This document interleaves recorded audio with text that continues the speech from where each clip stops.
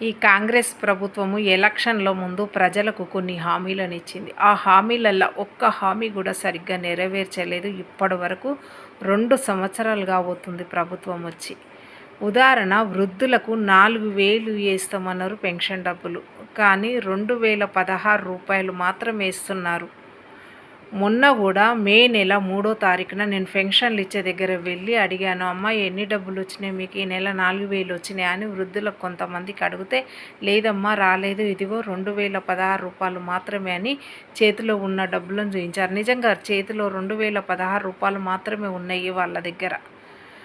వాళ్ళు ఏమంటున్నారంటే, అమ్మ ఈ ప్రభుత్వం ఏంది 2 సంవత్సరాలుగా అవుతుంది, ఎప్పుడు వేస్తారు?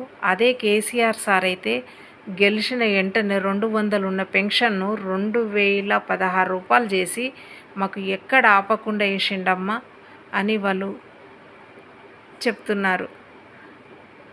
అయితే నేను ప్రభుత్వాన్ని ఏమడుగుతున్నానంటే, మీరు ఈ నెల కాకపోయినా జూన్ జూలై నుంచి అయినా వృద్ధులకేసే 4,000 పెన్షన్ డబ్బులు వేయాలని మీకు నేను రిక్వెస్ట్ చేస్తున్నాను.